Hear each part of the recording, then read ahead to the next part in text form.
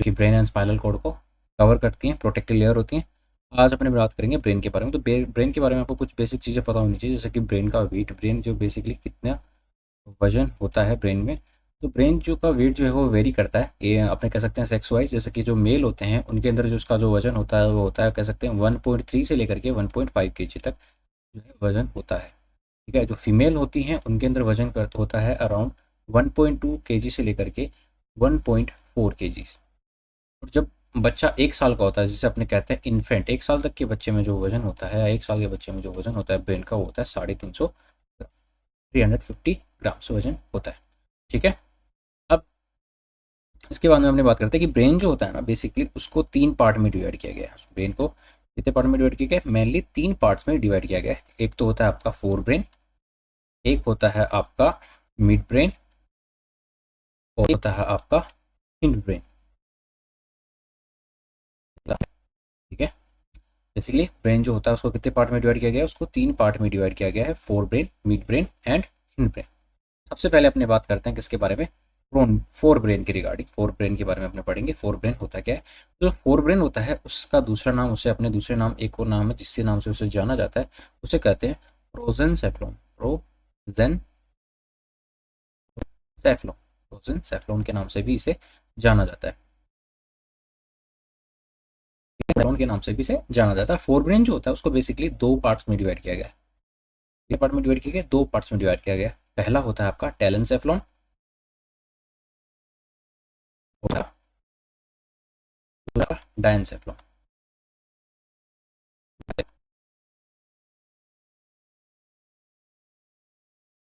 ठीक है, फोरन अपने टैलन सेफ्लॉन एंड डायन सेफ्लॉन। अब जो टैलन सेफ्लॉन है उसको फर्दर 4 पार्ट में डिवाइड किया गया है। एक तो होता है आपका सेरेब्रल कॉर्टेक्स, एक होता है आपका सेरेब्रल कॉर्टेक्स, सेरेब्रल कॉर्टेक्स आप सेरेब्रम भी कहते हैं। दूसरा होता है आपका, दूसरा पार्ट जो होता है बेसल गेंगलिया, और होता है आपका एमिगडला, एमिगडला। और जो फोर्थ पार्ट होता है वो होता है आपका हिपोकैम्पस, कैंपस। सेफ्लॉन को बेसिकली 2 पार्ट में डिवाइड किया जाता है, थैलेमस एंड रखते हैं दूसरा पार्ट जो होता है हाइपोथैलेमस।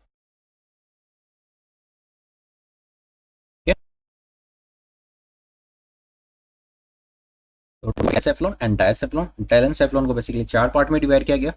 सेरेब्रल कॉर्टेक्स जिसे आप कहते हो सेरेब्रम, दूसरा होता है आपका बेसल गेंगलिया, ठीक है, तीसरा होता है आपका एमिगडला, और चौथा होता है हिपोकैम्पस। अब जो डायसेफ्लॉन है उसको फर्दर 2 पार्ट्स में डिवाइड किया गया है, आपका हाइपोथैलेमस एंड थैलेमस। ठीक है, अब इसको बेसिकली इसको याद करने के लिए एक आप ट्रिक बना सकते हो, जैसे कि जो प्रोएनसेफ्लॉन होता है ना, या फिर जैसे कहते हैं फोर ब्रेन, उसको याद करने के लिए आप उसके 2 टाइप्स को याद करने के लिए आप देखिए, याद कर सकते हो। ऐसे एक मैंने जैसे एक निमोनिक बनाया था अपने लिए याद करने के लिए, जैसे कि आप इसे याद कर सकते हो। जैसे कि स्टार्टिंग के 3 वर्ड देखो उसमें क्या आ रहा है, इससे ले सकते हो, इससे टेल ले सकते हो आप, इसको अपने जो व्हाट्सअप लैंग्वेज होती है इससे आपने लिया, ठीक है, डी आई। तो अपने ऐसा कर सकते हैं, निमोनिक बना सकते हैं कैसा, जैसे कि तेल दे, है ना, ऐसे भी उसको याद करना आपको कि तेल दे। आप किसी को बोल रहे हो कि तेल दे, मुझे तेल दे, है ना, मारवाड़ी भाषा में जैसे अपने बोलते हैं तेल दे। तो उसी हिसाब से आप याद कर सकते हो कि जो फोरब्रेन होता है उसके 2 पार्ट होते हैं, टैलेंसेफ्लॉन एंड डाइसेफ्लॉन। और टैलेंसेफ्लॉन के बेसिकली 4 पार्ट होते हैं, सेरेब्रम जिसे अपने सेरेब्रल कॉर्टेक्स बोलते हैं, दूसरा होता है बेसल गेंगलिया, तीसरा होता है एमिगडला, एंड फोर्थ होता है हिपोकैम्पस। अभी सभी के बारे में एक एक करके अपने अच्छे से पढ़ेंगे कि कौन सा पार्ट क्या होता है, क्या फंक्शन करता है, कहाँ इसकी सिचुएशन होती है, सब कुछ चीज़ें अपने इसमें देखेंगे। अब जो है दूसरी चीज़ इसमें अपने पढ़ने, अपने जो मिड ब्रेन होता है उसको बेसिकली फर्दर डिवाइडेशन नहीं होता है, जबकि जो हिंड ब्रेन होता है उसको फर्दर 2 पार्ट में डिवाइड किया जाता है। एक तो किया जाता है इसे मैटन सेफ्लॉन, और जो होता है उसे कहते हैं माइलन सेफ्लॉन। माइलन ब्रेन है उसको 2 पार्ट में हमने डिवाइड करते हैं, मेटनसेफ्लोन, माइलेनसेफ्लोन। इसे आप कर याद कर सकते हो उसको, इसके लिए मैंने एक निमोनिक बनाया, जैसे कि आप इसको याद कर सकते हो जैसे कि मी एंड माई, दोनों का मतलब एक ही होता है, मेरा मेरा, है ना। तो इससे आप इसे किसको कैसे याद कर सकते हो, इसको आप ऐसे याद कर सकते हो, me and my, me and my, दोनों का मतलब एक ही होता है। तो इससे मी एंड माई क्या है, हिंड ब्रेन के पार्ट है। मी से है आपका मेटनसेफ्लोन और माई से आपका माइलेनसेफ्लोन। ठीक है। अब जो मेटनसेफ्लोन होता है उसको फर्दर दो पार्ट में डिवाइड किया जाता है, जिसमें आता है आपका पोन्स एंड दूसरा आता है आपका सेरिबेलम। इनमें क्या क्या आता है, फिंड ब्रेन में दो पार्ट होते हैं, मेटनसेफ्लोन एंड माइलेनसेफ्लोन। और जो मेटनसेफ्लोन होता है उसके दो पार्ट होते हैं, पोन्स एंड सेरिबेलम। आज अपने बात करेंगे किसके बारे में, आज अपने बात करेंगे सेरेब्रम के बारे में। किसके बारे में अपने बात करेंगे आज, सिर्फ सेरेब्रम के बारे में बात करेंगे आज, कि सेरेब्रम क्या होता है, या क्या काम करता है, ये सारी किसी चीज़ से मिलकर बना होता है, वो सारी चीज़ें अपने इसमें देखेंगे। तो सेरेब्रम जो होता है वो पहली चीज़ की बना किससे होता है, तो बेसिकली न्यूरॉन से मिलकर बना होता है। किससे मिलकर बना होता है, न्यूरॉन से मिलकर बना होता है। न्यूरॉन्स जो इसका फॉर्मेशन करते हैं, न्यूरॉन्स उसको किसका फॉर्मेशन करते हैं, फॉर्मेशन करते हैं आपके सेरेब्रम का, मतलब न्यूरॉन्स जो है बनाते हैं किसको, सेरेब्रम को न्यूरॉन्स बनाते हैं। ठीक है। अब जो सेरेब्रम होता है उसके ऊपर क्या होता है, जैसे कि मैं आपको स्ट्रक्चर दिखाऊं, जैसे कि ये है आपका सेरेब्रम। ठीक है, ऊपर वाला जो पोर्शन है इसे अपने कहते हैं सेरेब्रम। अब ये जो सेरेब्रम है इसमें आप देख रहे हो जैसे कि ये क्या है, एलिवेशंस है, फिर डिप्रेशन आया, फिर एलिवेशन आया, फिर डिप्रेशन आया, फिर एलिवेशन आया, फिर डिप्रेशन आया। ऐसे कुछ पोर्शंस है, जैसे कि एलिवेशन है, फिर डिप्रेशन आया, फिर ये एलिवेशन आया, फिर यहाँ पे नीचे की साइड डिप्रेशन आ गया। ये क्या है, जो एलिवेशन जो पार्ट है, ठीक है, जो एलिवेशन पार्ट है इसे अपने बोलते हैं क्या, गायरस। इसे बोलता जाता है गायरस। ठीक है, क्या बोला जाता है, गायरस, जिसे अपने गायरा ही बोलते हैं। और जो डिप्रेशन पार्ट है, जो नीचे की साइड, जो जैसे कि ये वाला पोर्शन है, जैसे कि मैं कहूँ ये वाला जो पोर्शन है, नीचे की साइड वाला पोर्शन है, इसे अपने कहते हैं सल्कस।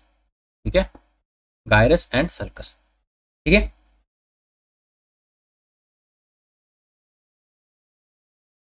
फेस होती है इसकी, सेरेब्रम की, उसके ऊपर क्या होता है, कुछ एलिवेशंस होते हैं एंड कुछ डिप्रेशंस होते हैं। जो एलिवेशन को अपने क्या बोलते हैं, एलिवेशन को अपने बोलते हैं गायरस। एलिवेशन को क्या बोलते हैं अपने, एलिवेशन को अपने बोलते हैं गायरस। और जो डिप्रेशंस थे उनको, डिप्रेशंस का मतलब ऐसा भाग, एलिवेशन का मतलब आपने कह दिया कि जो उभरा उभरा हुआ पार्ट है, जो ऐसे ऐसे था ना, उसे उभार वाला पार्ट है, इसे अपने बोल रहे थे क्या, गायरस। और जो नीचे साइड का जो पोर्शन था, जैसे कि चढ़ान आई, फिर ढलान, फिर चढ़ान, फिर ढलान, तो जो ऊपर वाला पोर्शन है इसे अपने बोला गायरस, और ये जो नीचे वाला पोर्शन है इसे अपने बोला सल्कस। अब इनका फंक्शन ये होता है कि ये बेसिकली सरफेस एरिया को बढ़ा देते हैं ब्रेन के। क्या करते हैं, सरफेस एरिया को बढ़ा देते हैं, क्या कर देते हैं, इंक्रीज कर देते हैं सरफेस एरिया को।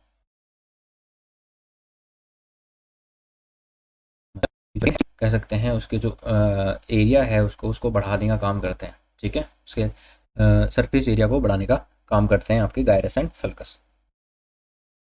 ये तो बात होगी कि न्यूरॉन न्यूरॉन जो है फॉर्मेशन करते हैं सेरेब्रम का, उसमें दो दो चीज़ें देखने को मिलती है सेरेब्रम के स्ट्रक्चर में, अपने कह सकते हैं एलिवेशन एंड डिप्रेशन। जो एलिवेशन होते हैं उसे गायरस कहते हैं, जो डिप्रेशन होते हैं उसे सल्कस कहते हैं।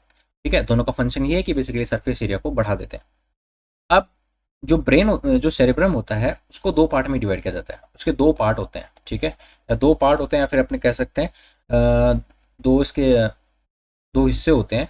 एक तो होता है आपका, एक हिस्से को अपने बोलते हैं राइट हेमिस्फीयर, एक आपका लेफ्ट हेमिस्फीयर। लेफ्ट हेमिस्फीयर एक राइट साइड का ब्रेन का पार्ट है, एक लेफ्ट साइड ब्रेन का पार्ट है। अब ये जैसे कि अपने जब अपने मेनिंजेस पढ़ रहे थे, ठीक है, जब मेनिंजेस पढ़ रहे थे तो अपने ने एक चीज़ बताई थी, एक फाल्क्स सेरेब्राई नाम की कोई चीज़ आती है, जो कि कौन बनाता है, ड्यूरामीटर बनाता है। था ना अपने फाल्क्स सेरेब्राई, जो कि क्या कर रही थी, आपके दोनों सेरेब्रम के दोनों पार्ट जो थे, right hemisphere and left hemisphere, इन दोनों को सेपरेशन का काम कर रही थी, इन दोनों को एक दूसरे से अलग कर रही थी, इन दोनों को डिफ्रेंशिएट कर पा रही थी कि ये राइट पोर्शन है, जैसे कि मैंने डायग्राम में बनाया था कैसा सा, कि जैसे कि ये आपका सेरेब्रम है तो ये आपका राइट पोर्शन मान लो, और ये आपका लेफ्ट पोर्शन है, तो इन दोनों को जो बीच में से डिवाइड कर रही है उसको अपने क्या बोलते हैं, उसे अपने बोलते हैं आपकी, जैसे कि ये जो डिवाइडिंग पोर्शन है ना, जो इन दोनों को एक दूसरे से डिवाइड करती है, उससे अपने बोलते हैं फैल्क्स फाल्क्स सेरेब्राई। जो कि कौन बनाता है, उसका फॉर्मेशन कौन करता है, फाल्क्स सेरेब्राई का। ये बेसिकली जो ड्यूरामीटर जो होती है उसका फॉर्मेशन करती है। कौन करती है उसका फॉर्मेशन, ड्यूरामीटर। ड्यूरामीटर क्या है, मेनिंजेस है, एक कवरिंग लेयर है किसकी, ब्रेन एंड स्पाइनल कोड की। ठीक है। इन एक और खतरनाक बात बता दें इनके बारे में कि जो लेफ्ट हेमिस्फेयर और जो राइट हेमिस्फेयर होते हैं, इन दोनों ये दोनों बेसिकली एक दूसरे से कनेक्टेड होते हैं। ठीक है, एक दूसरे से दोनों जुड़े हुए होते हैं किसके द्वारा, जैसे कि ये कह सकते हैं यहाँ से ये पोर्शन हो गया, ये आपका राइट पोर्शन है, ये आपका ये लेफ्ट साइड हो गई, right side, right hemisphere, left hemisphere, इन दोनों को बीच से डिवाइड करिए आपकी फ्लैक्स सेरेब्राई। वो एक पोर्शन होगा जो जहाँ से ये एक चीज़ होगी जिसके द्वारा एक दूसरे से कनेक्टेड होंगे, एक दूसरे से जुड़े होंगे, उससे अपने क्या बोलने वाले हैं, उससे अपने बोलते हैं कार्पस कैलोजम। क्या बोलते हैं उसे, उसे बोलते हैं अपने कार्पस कैलोजम।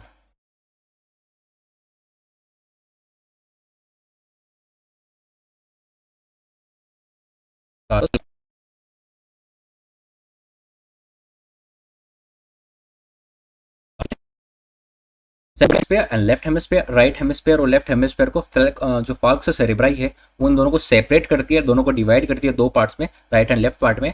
इसकी वजह से अपने पता लगा पाते हैं कि ये राइट पोर्शन है, लेफ्ट पोर्शन है। ये राइट हेमिस्फेयर और लेफ्ट हेमिस्फेयर अपने आप अपने एक दूसरे से जुड़े हुए होते हैं किसके द्वारा, कार्पस कैलोजम द्वारा जुड़े हुए होते हैं। किसके द्वारा जुड़े होते हैं, कार्पस कैलोजम द्वारा जुड़े हुए होते हैं। ठीक है। अब इसमें कि क्या क्या चीज़ें पाई जाती हैं, जैसे कि अपने बात करेंगे कि इसमें और क्या क्या पाया जाता है। तो अपने बोलते हैं जो सेरेब्रम के इंटरनल स्ट्रक्चर जब देखा जाए, अब अंदर की साइड से अपने देखते हैं तो इंटरनल स्ट्रक्चर की बात करें, ये तो बाहर की तरफ से अपने बात की कि दो पार्ट में डिवाइड किया अपने सेरेब्रम को, बट अगर अब इंटरनल स्ट्रक्चर की बात करें तो उसको दो पार्ट में डिवाइड किया जाता है। ठीक है, दो पार्ट में इसको डिवाइड किया जाता है। एक होता है आपका सेरेब्रल कॉर्टेक्स, ठीक है, होता है आपका मेडुला। ठीक है, दो पार्ट में अपने डिवाइड करते हैं इंटरनली। अगर इंटरनली स्ट्रक्चर के अकॉर्डिंग अपने इसको दो पार्ट में डिवाइड करते हैं, cerebral cortex and cerebral medulla. अब जो सेरेब्रल कॉर्टेक्स है इससे क्या कहा जाता है, इसे वाइट मैटर भी कहा जाता है। क्या कहा जाता है इसे, इसे वाइट मैटर भी कहा जाता है। और जो सेरेब्रल मेडुला होता है इसे, सेरेब्रल कॉर्टेक्स होता है उससे ग्रे मैटर कहा जाता है, एंड सेरेब्रल मेडुला को वाइट मैटर कहा जाता है। उसे कहा जाता है ग्रे मैटर और सेरेब्रल मेडुला को कहा जाता है वाइट मैटर। अब इसे ग्रे मैटर क्यों कहा जाएगा और इसे वाइट मैटर क्यों कहा जाएगा, इसके पीछे एक रीज़न है। ठीक है, रीज़न क्या है, रीज़न ये है कि जो पार्ट होते हैं ना, जिसे अपने कहते हैं, जैसे कि कौन कौन से होते हैं, आपका जो है डेंड्राइट्स हैं, सेल बॉडी है, एक्सोन्स हैं। अब इसमें जो होते हैं, इसमें बेसिकली क्या प्रेजेंट होते हैं, सेरेब्रल कॉर्टेक्स में आपके सेल बॉडीज प्रेजेंट होंगी, है ना, साथ ही साथ क्या प्रेजेंट होगी, सेल बॉडीज एंड जो एक्सोन्स डेंड्राइट्स जो होते हैं ना, वो इसमें प्रेजेंट होते हैं। Cell bodies and dendrites presence होने की वजह से सेरेब्रल कॉर्टेक्स में cell bodies and dendrites present होने की वजह से इसका कलर ग्रे कलर का होता है, इसीलिए अपने इससे ग्रे मैटर बोलते हैं। और जो सेरेब्रल मेडुला होता है इसमें बेसिकली किसकी प्रेजेंस होती है, इसमें होती है आपके एक्सोन्स पार्ट की। इसमें प्रेजेंट होते हैं, सेरेब्रल मेडुला में प्रेजेंट होते हैं, इसे या फिर इसीलिए अपने इसे कहते हैं व्हाइट मैटर, इसे कहा जाता है। ठीक है, यहाँ तक बात समझ में। इंटरनल स्ट्रक्चर के अकॉर्डिंग अपने दो पार्ट में इसको डिवाइड किया, एक था आपका सेरेब्रल कॉर्टेक्स, एक था आपका सेरेब्रल मेडुला। और जो सेरेब्रल कॉर्टेक्स था उसे ग्रे मैटर कहा जाता है, और जो आपका कह सकते हैं सेरेब्रल मेडुला है उसे, उसका दूसरा नाम अपने उसे, इसको अपने कह सकते हैं वाइट मैटर, इसे कह सकते हैं। ठीक है, also known as grey matter, white matter. White matter क्यों कहते हैं, क्योंकि इसमें किसकी प्रेजेंस है, एक्सोन्स प्रेजेंट होते हैं, इस वजह से इसे वाइट मैटर कहा जाता है।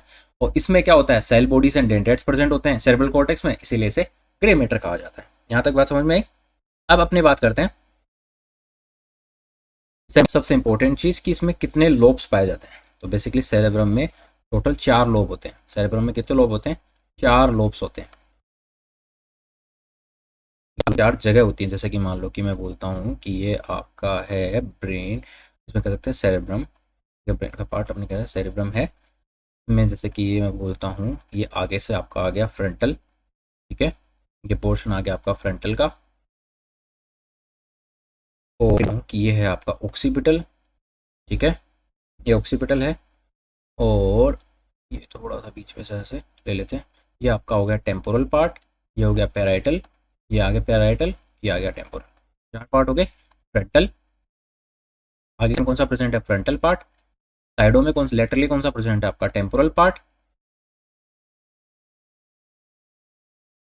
प्रेजेंट है आपका पैराइटल पार्ट, पैराइटल लोब, ठीक है। प्रेजेंट है आपका ऑक्सीपिटल लोब प्रेजेंट है।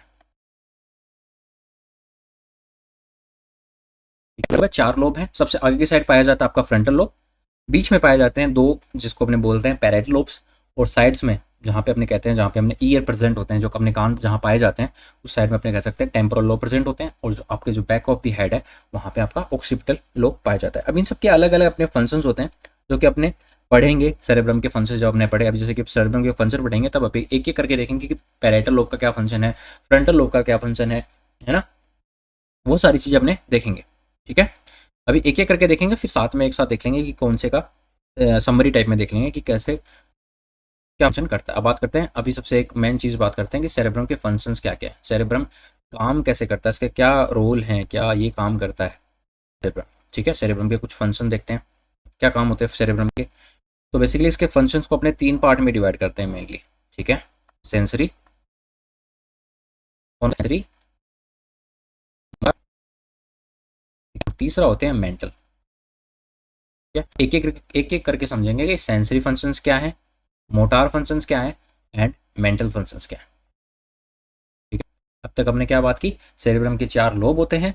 4 लोब कौन कौन से थे? Frontal, parietal, temporal, occipital. अब इन्हीं के बेस पर इसके फंक्शन है सारे के सारे। अब इसके फंक्शन बेसिकली 3 है। इसके काम क्या होते हैं? फंक्शन का मतलब यहाँ पे काम क्या होता है, सेरेब्रम का काम क्या होता है, उसका यूज़ क्या है। तो बेसिकली 3 काम करता है, sensory, motor and mental functions. अब सबसे पहले अपने बात करते हैं कौन से की, सेंसरी फंक्शंस की। सेंसरी फंक्शन का मतलब ये है कि बेसिकली होगा क्या, मान लो आप लगी, ठीक है, किसी भी चीज़ से चोट लगी या कुछ भी हुआ मान लो अपनी बॉडी में, तो जैसे कि होगा क्या, आप में बॉडी में क्या पाए जाते हैं? सेंस ऑर्गन्स होते हैं, है ना। अब ये सेंस ऑर्गन जो है, कोई चीज़ देखेंगे, कोई भी चीज़ महसूस करेंगे, कुछ भी होगा, जैसे कि आपके 5 जो सेंस ऑर्गन है, ये कोई ना कोई इन्फॉर्मेशन लिया, इन्फॉर्मेशन को लेंगे, और ये इन्फॉर्मेशन वो जितने भी बॉडी पार्ट्स हैं वहाँ से इन्फॉर्मेशन लेंगे, ठीक है, बॉडी पार्ट से, और किसके पास लेके आएंगे, किस पास लेके आएंगे, ये लेके आएंगे आपके देख सकते हैं सेरेब्रम के पास। किसके पास लेके आएंगे? सेरेब्रम के पास आपकी इंफॉर्मेशन लेके आने वाले हैं। ठीक है, बट इनसे एक और चीज़ होती है, इसमें एक इंपॉर्टेंट चीज़ और रहती है कि जैसे कि होता क्या है कि कोई भी इंफॉर्मेशन जो होती है ना, वो डायरेक्टली कह सकते हैं कि अपने बॉडी से डायरेक्टली आपके सेरेब्रम तक नहीं पहुंचती है, उससे पहले वो एक जगह जाएगी जिसे अपने बोलते हैं आपकी, कहाँ पे जाएगी वो, जाने वाली है हाइपोथैलेमस, या कह सकते हैं किसके पास जाने वाली है, एंड हाइपोथैलेमस के पास वो पहले जाएगी। वो इन्हीं थैलेमस जो होता है उसे अपने रिले सेंटर कहते हैं। ठीक है, रिले सेंटर का मतलब कोई भी इंफॉर्मेशन है, थैलेमस जो होती है सबसे पहले जो इन्फॉर्मेशन होती है वो हमेशा थैलेमस के पास जाएगी, हाइपोथैलेमस को नहीं जाएगी। तो थैलेमस के पास सबसे पहले इन्फॉर्मेशन जाएगी। थैलेमस जो होता है उसे अपने कहते हैं रिले सेंटर कहा जाता है। थैलेमस को क्या कहा जाता है? थैलेमस को अपने रिले सेंटर कहते हैं। रिले सेंटर का मतलब सबसे पहले इन्फॉर्मेशन उसके पास जाएगी। अगर थैलेमस उसका कोई सोल्यूशन कर सकता है तब तो ठीक है ना, वरना वो क्या करेगा, उस इंफॉर्मेशन को ट्रांसफर कर देगा सेरेब्रम के पास में। ठीक है, कह सकते हैं कि थैलेमस जो है एक तरह से कह सकते हैं कि ये पीए है, पर्सनल असिस्टेंट है किसका, कह सकते हैं सेरेब्रम का पर्सनल असिस्टेंट है। कोई भी इंफॉर्मेशन अगर आपको पहुंचानी है किसके पास, सेरेब्रम के पास में, तो पहले आपको इन्फॉर्मेशन किसको भेजनी पड़ेगी, थैलेमस को भेजनी पड़ेगी। ठीक है, जैसे कि जो प्रधानमंत्री होता है, आप उनसे जाके डायरेक्ट नहीं मिल सकते, आपको अपॉइंटमेंट लेनी पड़ेगी। अपॉइंटमेंट जैसे कहते हैं कौन दिलाएगा आपको, जो पीए है, वो पर्सनल असिस्टेंट है, वो दिलाएगा, है ना। वैसे ही क्या होता है, ये तो थैलेमस है, अपने कह सकते हैं ये पीए है। क्या है? पीए है, ये पर्सनल असिस्टेंट है किसका, सेरेब्रम का। कोई भी इंफॉर्मेशन आएगी, अपनी बॉडी जो है, सेंस ऑर्गन जो है लेके आएंगे किसी भी ऑर्गन के पास, तो सबसे पहले वो इंफॉर्मेशन जाएगी किसके पास, थैलेमस के पास में। ठीक है, और फिर जाएगी सेरेब्रम के पास में। सिर्फ एक कंडीशन ऐसी है जिसमें सिर्फ डायरेक्ट जो इन्फॉर्मेशन है सेरेब्रम के पास में जाएगी, वो होती है आपकी ओल फैक्ट्री जो सेंसेशन होते हैं ना, स्मेल वाले, वो डायरेक्ट आपका जो ब्रेन है उसके पास, आपके जो सेरेब्रम है उसके पास पहुंचने वाले हैं, थैलेमस के पास में नहीं जाते। और जितने भी विजुअल जो है सेंस इंफॉर्मेशन हो गई, ठीक है, आपके कह सकते हैं ऑडिटरी जो है इंफॉर्मेशन है, वो सारी सबसे पहले किसके पास जाएगी, थैलेमस के पास जाएगी, उसके बाद में आपके सेरेब्रम के पास जाने वाली है। ठीक है, तो थैलेमस जो होता है उसका भी एक इंपॉर्टेंट रोल प्ले करता है। थैलेमस को अपने जब आगे पढ़ेंगे तो उसके बारे में डिटेल से एक्सप्लेन समझेंगे कि क्या चीज़ है, कैसे ये काम करता है। ठीक है, अभी अपने वापस से पॉइंट पे आते हैं। तो बेसिकली सेंसरी इन्फॉर्मेशन जो है, सेंसरी अपने पढ़ रहे थे, सेंसरी फंक्शन पढ़ रहे थे। तो बेसिकली होता क्या है कि जो 5 आपके सेंस ऑर्गन है वो अपनी बॉडी, अलग अलग बॉडी के हिस्सों से इन्फॉर्मेशन लेके आएंगे और किसके पास पहुंचाएंगे, आपके सेरेब्रम तक पहुंचाएंगे। ठीक है, अब सेरेब्रम तक पहुंचाने से पहले अब इसको कह सकते हैं, अब इसको अलग, इसके 5 ऑर्गन है अपने, कहते हैं कि सेंस ऑर्गन, 5 सेंस ऑर्गन होते हैं। तो उसके अकॉर्डिंग एक एक अपने करके सेंस ऑर्गन्स को पढ़ेंगे, है ना। एक एक सेंस ऑर्गन को पढ़ेंगे कि कौन सा ऑर्गन क्या फंक्शन करता है, क्या नहीं करता है, कैसे कैसे इंफॉर्मेशन आगे ट्रांसफ़र होती है, वो सारी चीज़ें अपने देखेंगे। चलो ठीक है, इंसर्ट ए पेज।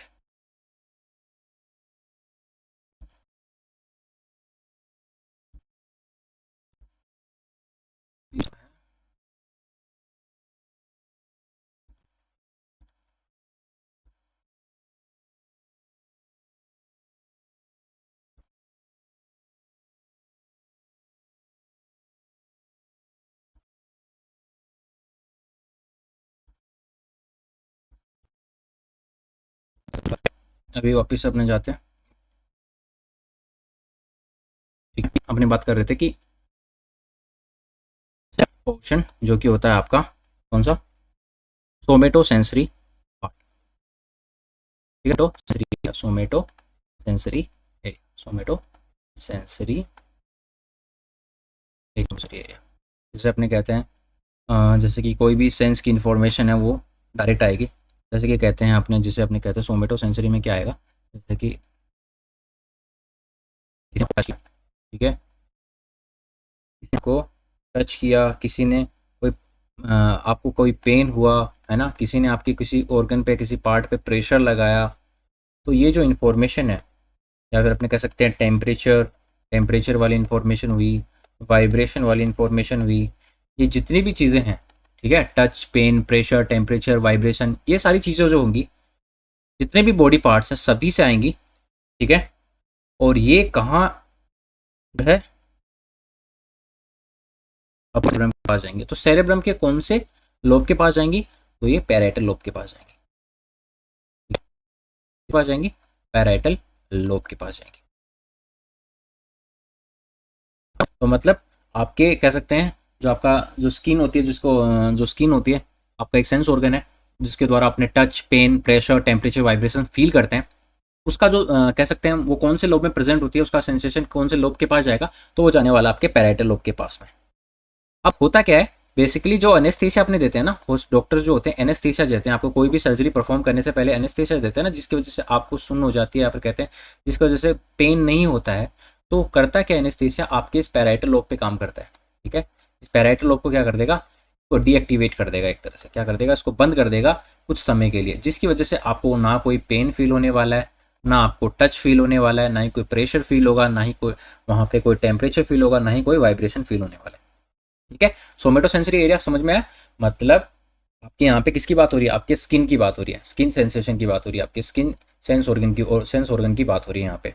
ठीक है, तो जो भी स्किन के ऊपर आपको किसी ने कोई टच किया, या फिर आपको पेन हो रहा है, वहाँ पे दर्द हो रहा है, या कोई प्रेशर किसी ने अप्लाई किया, कोई चीज़ दो जोर से आपके यहाँ पे उस एरिया पे दबाई किसी ने, उसके जो प्रेशर फील हुआ, ठीक है, कोई टेम्परेचर वहाँ पे बढ़ चुका है या कम हो चुका है, वाइब्रेशंस कोई किसी चीज़ की आ रही है, तो वो किसके द्वारा, ये जो इन्फॉर्मेशन है सारी की सारी, ये सेंसरी जो न्यूरॉन्स हैं, सेंसरी नर्व के थ्रू किसके पास जाएंगे, आपके पैराइटल लोब में जाएंगी, सेरेब्रम के पैराइटल लोब में जाएंगी, और वहाँ से डिटेक्ट होगा कि क्या इन्फॉर्मेशन है, क्या नहीं है।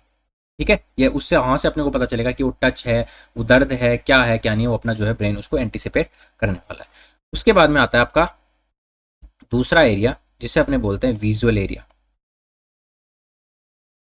एरिया, विजुअल एरिया जो है ये बेसिकली कहाँ प्रेजेंट होता है, ये आपका प्रेजेंट होता है ऑक्सीपिटल लोब में, ऑक्सीपिटल लोब में। तो विजन होता है, और किसकी वजह से देखने को मिलता है, विजन जो होता है उसके लिए रिस्पॉन्सिबल कौन कौन होता है, तो विजुअल इंफॉर्मेशन है किसके पास जाती है, ऑक्सीपिटल लोब में जाती है और वहाँ से आपको पता चलता है कि वो ऑब्जेक्ट क्या है क्या नहीं है, वो सारी जानकारी वहाँ से पता चलती है। ठीक है, अगर ये ऑक्सीपिटल लोब अगर डैमेज हो जाता है, इन दी केस अगर ऑक्सीपिटल लोब अगर डैमेज हो गया, अगर ऑक्सीपिटल लोब अगर डैमेज हो जाता है तो उसकी वजह से क्या देखने को मिलेगी, क्या दिक्कत हो जाएगी, इंसान अंधा हो जाएगा, ब्लाइंड हो जाएगा, ब्लाइंडनेस वाली कंडीशन देखने को मिलेगी। ठीक है, विजुअल एरिया जो है उसका मतलब आप देख रहे हो, कोई चीज़ों को देख पा रहे हो, तो चीज़ें जो देख रहे हो किसके पास जाके, कौन से ब्रेन के कौन से हिस्से में जा रही है, ऑक्सीपिटल लोब में जा रही है, और वहां से अपने जो बॉडी है उसको आइडेंटिफाई कर पा रही है कि ये चीज़ क्या है। जैसे कि आप किसी चीज़ को देख रहे हो, जैसे आप फोन में अगर इस वीडियो को देख रहे हो, तो आपका ब्रेन जो है उसको एंटिसिपेट कर रहा है कि ये फोन है या फिर ये जो चीज़ है, ये चीज़ इसके सामने चल रही है या ये चीज़ें उसमें हो रही है। ठीक है, वो कौन सा ब्रेन का कौन सा लोब एंटिसिपेट कर रहा है, उन चीज़ों को बता पा रहा है कि ये चीज़ ये है ये नहीं है, वो आपका ऑक्सीपिटल लोब होता है। ठीक है, अगर ये डैमेज हो गया इसका मतलब आप अंधे हो जाओगे, इसको बोलते हैं, इस कंडीशन को अपने बोले ब्लाइंडनेस को लीड करता है। ठीक है, इसका डैमेज। फिर तीसरा जो एरिया आता है अपने पास में आता है ऑडिटरी एरिया। कौन सा? ऑडिटरी एरिया कहते हैं सुनना। ठीक है, हियरिंग, हियरिंग वाला पोर्शन। तो बेसिकली कुछ भी इंफॉर्मेशन है, साउंड के द्वारा कोई इंफॉर्मेशन आई, इंफॉर्मेशन, इंफॉर्मेशन है साउंड की, इंफॉर्मेशन ऑफ साउंड, कोई भी साउंड की इंफॉर्मेशन है। ठीक है, वो कहाँ पे लेके जाएगा, ये लेके जाएगा आपके टेम्पोरल लोब में। कौन से लोब में लेके जाएगा? आपके टेम्पोरल लोब में लेके जाएगा। ठीक है, टेम्पोरल लोब, और टेम्पोरल लोब जो है इसको एंटिसिपेट करेगा कि ये साउंड कैसी है, क्या बोल रहा है बंदा, यही जो जो साउंड वेव्स होगी उनको कन्वर्ट करेगा किसके अंदर, वर्ड्स के अंदर कन्वर्ट करेगा, सेंटेंसेस के अंदर कन्वर्ट करेगा कि वो बंदा बोल क्या रहा है, क्या नहीं चीज़ें हो रही है। ठीक है, अगर ये टेम्पोरल लोब डैमेज हो जाता है तो उसकी वजह से क्या होगा, बंदा क्या होगा, बहरा हो जाएगा, डेफनेस वाली कंडीशन डेवलप हो जाएगी। क्या डेवलप हो जाएगी? डेफनेस वाली कंडीशन डेवलप हो जाएगी। ठीक है, ऑडिटरी एरिया समझ में आया कि जो भी इंफॉर्मेशन साउंड के द्वारा, इंफॉर्मेशन जो भी आवाज़ के द्वारा मिली वो किसके पास जाएगी, टेम्पोरल लोब में जाएगी, और वहां से उसको एंटिसिपेट किया जाएगा सेरेब्रम द्वारा कि वो आवाज़ क्या थी। ठीक है, वो आवाज़ क्या कहना चाहती थी, क्या चीज़ें थी, वो सारी चीज़ उससे पता लगने वाली है। ठीक है, अब उसके बाद में बात करते हैं, अगर ये टेम्पोरल लोब डैमेज हो जाता है उसकी वजह से डेफनेस लीड होती है। ठीक है, डेफनेस मतलब बहरापन। ठीक है, उसके बाद में अपने पास में फोर्थ जो है वो है आपका कौन सा एरिया है, वो है आपका ओल्फैक्टरी एरिया। जो कि किसके लिए रिस्पॉन्सिबल होता है, आपकी स्मेल के लिए रिस्पॉन्सिबल होता है। किसके लिए रिस्पॉन्सिबल होता है? आपकी स्मेल के लिए। जो आप स्मेल आती है ना आपकी, अच्छी खुशबू, बदबू, उन सब चीज़ों के लिए कौन रिस्पॉन्सिबल होता है? आपका ओल्फैक्टरी एरिया। तो जो भी इंफॉर्मेशन स्मेल के द्वारा आई, ठीक है, इंफॉर्मेशन किसके द्वारा, स्मेल के द्वारा। ठीक है, इंफॉर्मेशन ऑफ स्मेल, जो भी इंफॉर्मेशन है स्मेल की, वो कहाँ पे जाएगी, वो जाएगी आपके टेम्पोरल लोब में।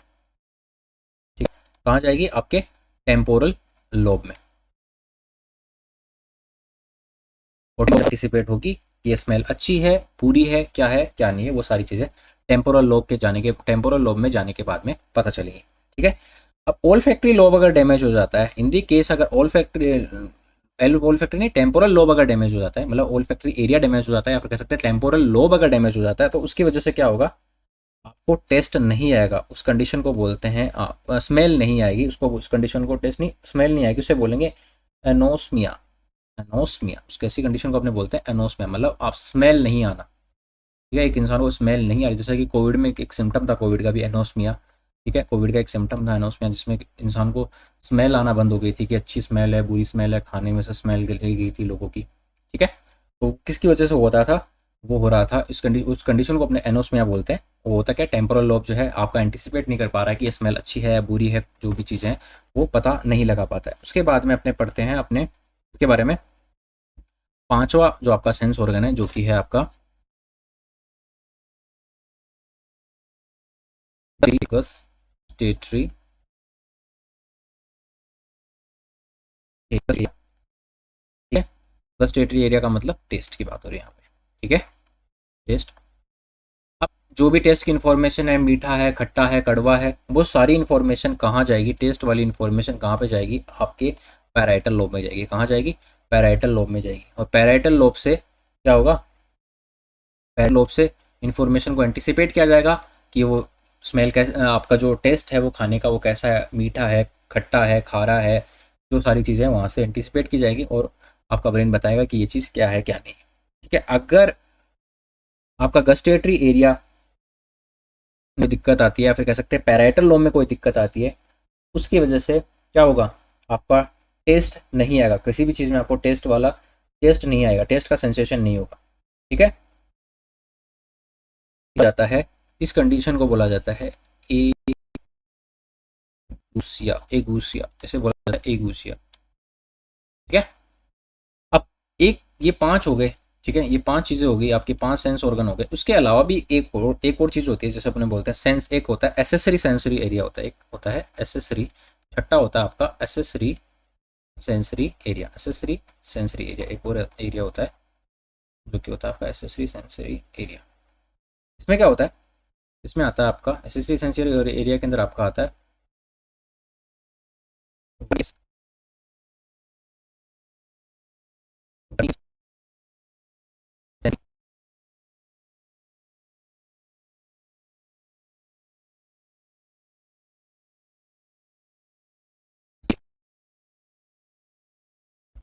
Sensory sensory speech area. ठीक है, एसेसरी सेंसरी ऑर्गन में एरिया में क्या आता है, वर्निकेस सेंसरी स्पीच एरिया आता है, जो कि कहने का मतलब ये है कि आप जो बोल रहे हो, जैसे कि मैं चीज़ें बोल रहा हूँ, तो उसके लिए कौन सा एरिया रिस्पॉन्सिबल है, आपका वर्निकेस सेंसरी स्पीच एरिया जो है रिस्पॉन्सिबल है, जो कि कहाँ पे प्रेजेंट होता है, वो आपका प्रेजेंट होता है कहाँ पे, वो आपका प्रेजेंट टेम्पोरल लोब।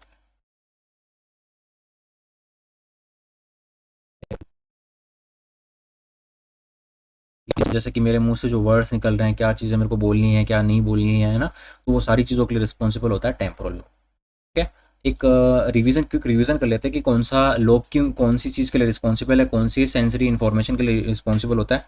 तो बेसिकली अपने जितने भी सेंस ऑर्गन बात की ना, उसमें एक होता है, आपने बात की किसके बारे में, जैसे कि फ्रंटल जो लोब होता है वो सेंसरी इन्फॉर्मेशन के लिए रिस्पॉन्सिबल नहीं होता है। तो बेसिकली तो अपने तीन लोब्स की बात की थी, एक होता है आपका टेम्पोरल लोब, ठीक है, टेम्पोरल लोब, एक अपने बात की थी आपके ऑक्सीपिटल लोब की, और एक आपकी बात की थी मैंने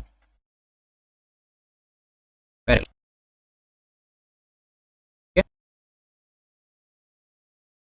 जो के लिए या सेंसरी फंक्शन के लिए रिस्पॉन्सिबल होते हैं सेरेब्रम के।